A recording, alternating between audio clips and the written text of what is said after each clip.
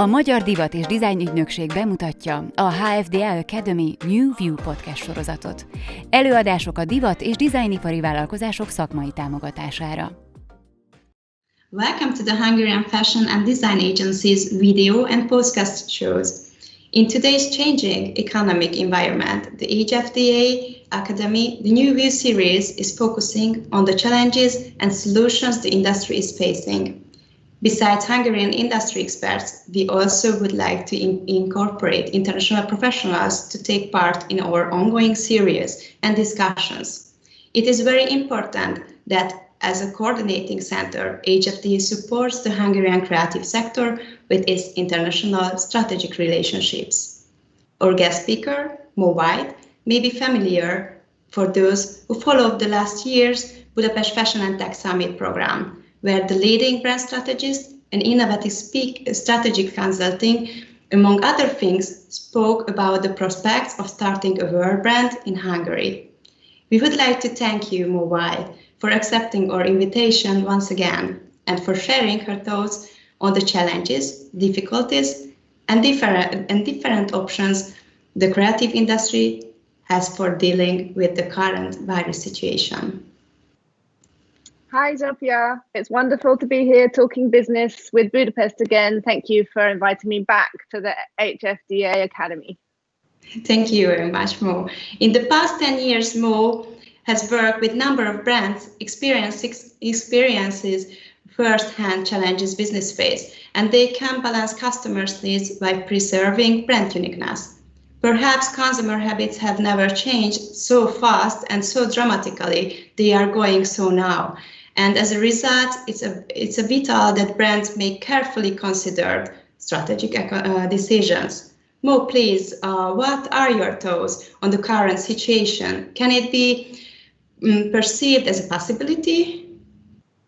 So I suppose the easiest way to answer this question is by comparing my current lifestyle habits with those of 2 months ago. And at first, I was just doing everything wrong, and now I've adapted. And I think the key takeaway that we all will observe is how quick humans are to adapt to a new situation. So, for example, back 2 months ago, I would try and wake up at 6 o'clock, do exercise, get work the way I used to. And then I had to start studying with my children at 8 o'clock. And then I would start a conference call at 9. And I was already totally exhausted and frustrated and felt like everything had gone wrong. So after 2 weeks, I had to completely adapt and change the way that I did everything. And now I've entered the zone and I've embraced a new way and accepted these changes. And so, for example, between 7 and 9, I'm often still trying to wake up my family and convince them to start their school day. That's a completely different skill. I can find that I usually manage to do exercise between 8 and 9, but there's no fixed routine. And if I'm lucky, I'm able to start work at about 10. And I still find it really frustrating, but there's no other way to make it work without tears. And I've had to change my expectation of myself, and I'm good with that now. Yeah, absolutely agree. What do you think? What is the direction can consumer habits take? So what can we accept for a change? Well, I think previously I thought there were lots of things that I would never be able to live without. For example, my coffee from a coffee shop every morning. But in a blink of an eye, things like that were essentials, I've banished to the past. People love habits, and I'm a total creature of habit. But according to my experience in business and also the principles of heuristic UX analysis, new environmental issues impact consumer habits significantly and sometimes forever. And a lot of people think that a behavior will change if it's forced to behave differently for 2 months. So with this in mind, you can start thinking differently about the COVID-19 pandemic and see that the crisis is actually filled with new opportunities. For example, I haven't baked a cake in the past 10 years, but in the past few weeks, I've baked about. It's not just me. As a consequence, there'll be a whole generation of home bakers. And, the environment has caused me to change the way that I behave. And I'll almost certainly bake more frequently after lockdown. For a business, it's always about seizing that moment when a customer is ready to pivot. And there's been a lot of talk about pivoting. But in a way, for a customer, that's just changing their patterns. And I think a way that I often visualize this is my own behavior at the British online supermarket Ocado. So over the pandemic, Ocado in the UK has been so busy. It's probably been the biggest winner in commercially. But for me, it captured me as a customer 15 years ago when I first needed them. And, so imagine my son was born, I was going to work, and Ocado provided me with a new solution at a time in my life when everything changed. I suddenly realized I didn't have the time to go shopping for food after work as I would have done previously. And the company provided me with a solution and makes it so easy to deliver all of my food needs and more once or twice a week, that 15 years later, I'm still one of their VIP customers. And they seized that moment and were so successful. And how do you see, how does the need for change appear in the fashion industry, for example? Well, in the fashion industry, I think, it's a very similar story. And one of the things that, as a professional, you observe that external factors prompt fashion customers to visit the store and shop. So, previously it would have been in the store, and they would come to look for a dress to wear to a special occasion, like a wedding or a party or a holiday. And the phenomenon that is COVID-19 is irrevocably changing customer behavior, needs and attitudes, and also opening up countless opportunities. So, how a customer prepares for these big events in their life will massively impact customer behavior in the future. And so once the customer has broken down the emotional barrier to online shopping, he or she may not go back. In the past, this shift, a radical shift, like I experienced with Ocado, often happens for women when they get married, when they have a child, or when they buy a house, and they have to reconfigure everything that they previously thought about budget and lifestyle. And it often makes them think differently about the frequency and style of their shopping habits, and reconsider their needs and issues. And for example, sustainability may become a lot more important. They may prefer trainers to high heels. They may start using virtual styling services and workouts. I think it's all about to change.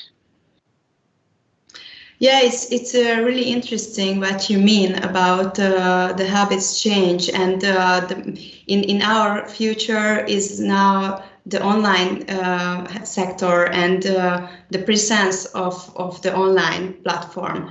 The big question is how will change in the future these appearances on the online sector after the critical part, so after the epidemic.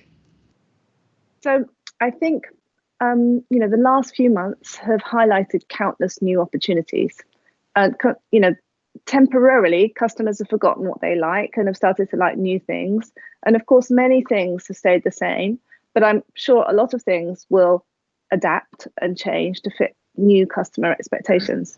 The great lesson, for example, is that customers can be reached not only in the busiest parts of big cities, but almost everywhere, including their homes, workplaces, shops, and online spaces provide for this. And we will see a lot more importance put on local shopping experiences, for example, that we can do everything from our homes. Our homes might not even be in the big cities, but wherever our homes are, we will have our needs met. Yes, and what do you think? What differences, changes will be recognized at first? Well, for the industry, for the fashion industry in particular, and the creative industries, they're really going to have to rethink their operating strategy. Especially how they spend their budgets.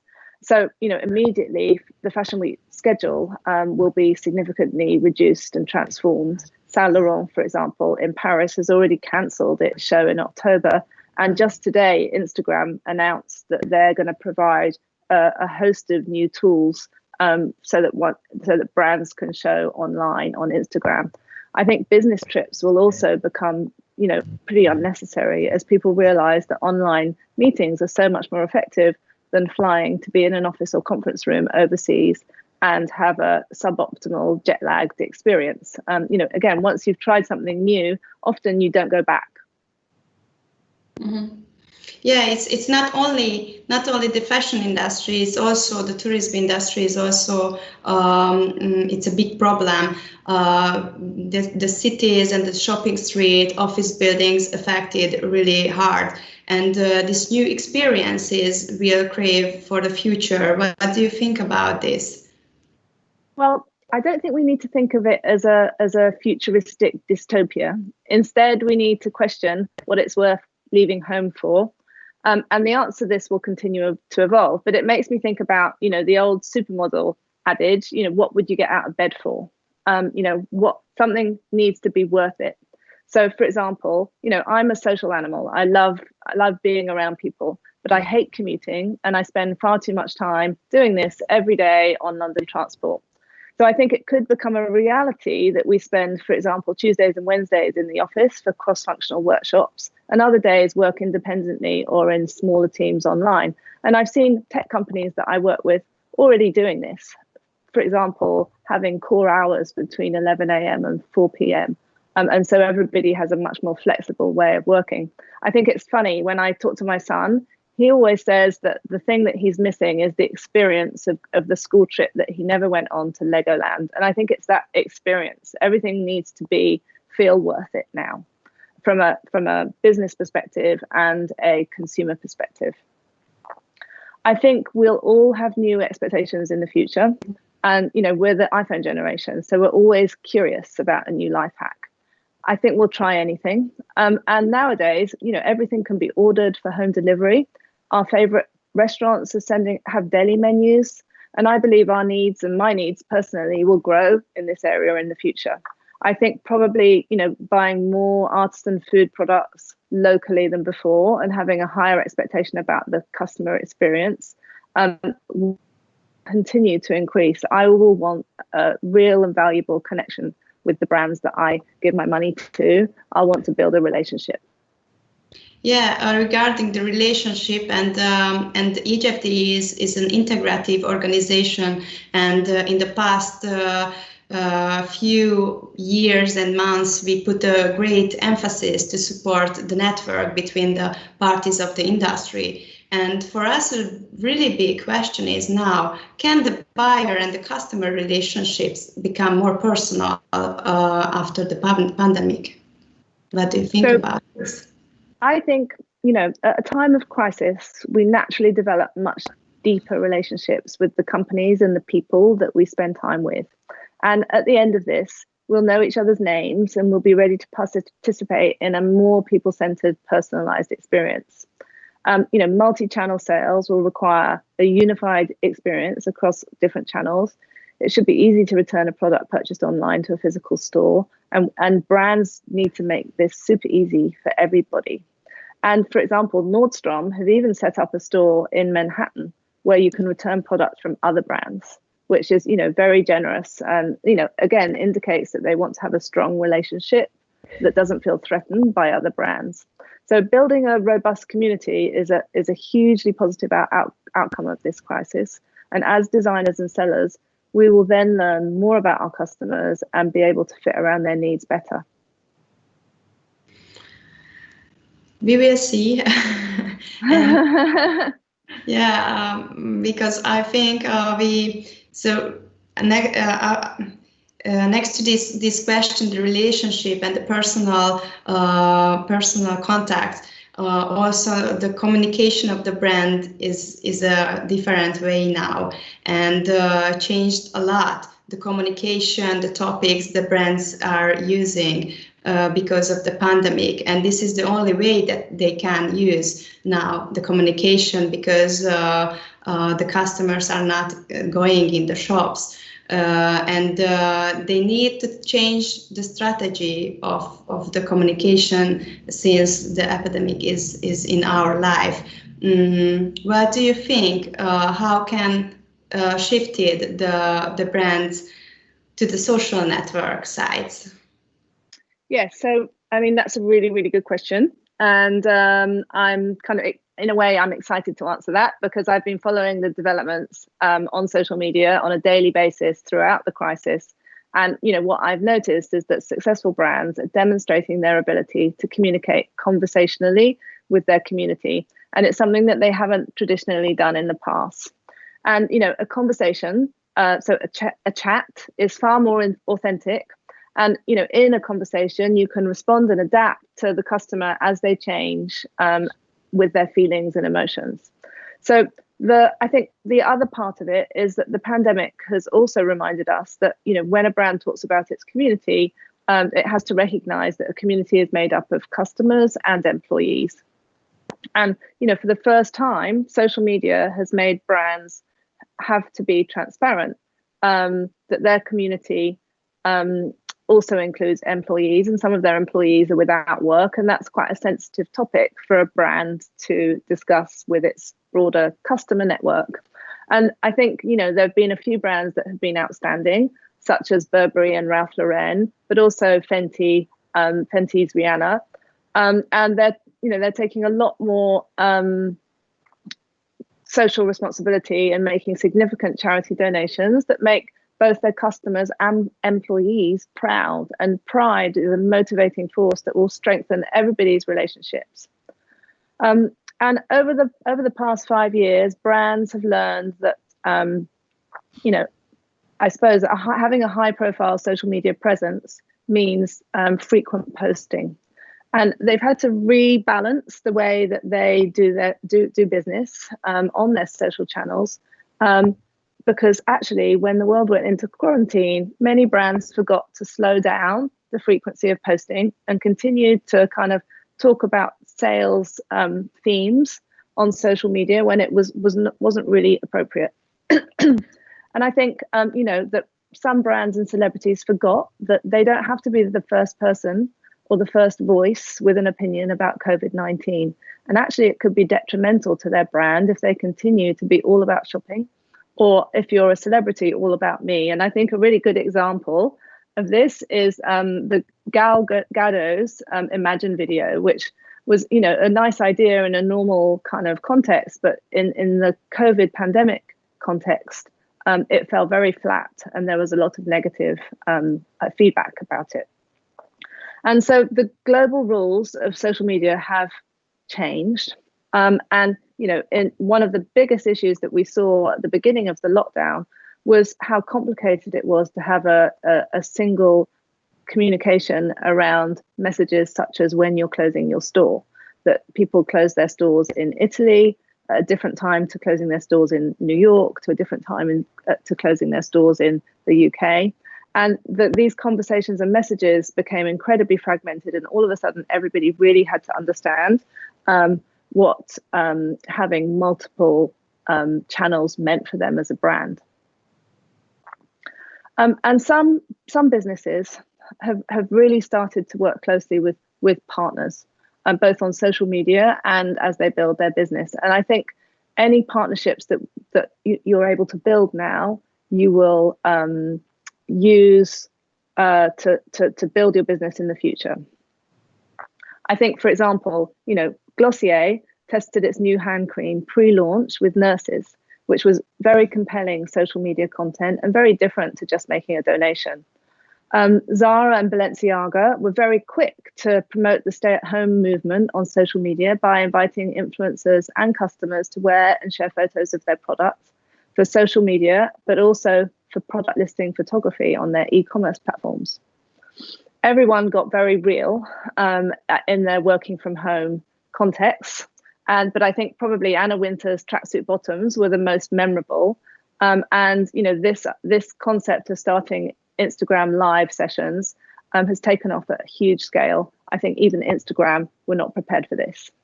Cooking shows, fitness sessions, styling, flower arranging tutorials, quizzes. Obviously, Netflix has kept most of us entertained for all the other moments of our lives. Some brands have been a bit more serious. Net-a-Porter started research polls very early. Lots of restaurants, for example, offered their customers the opportunity to buy gift cards ahead of being able to return to restaurants. And obviously, we're about to see serious discounting from most fashion retailers any minute now.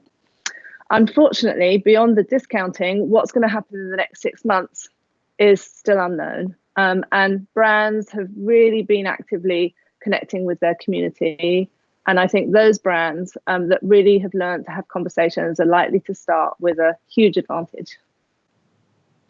I absolutely agree with you, and I think this could be also a good opportunity for many brands. But what do you think about the emerging brands? And this is my last question for you.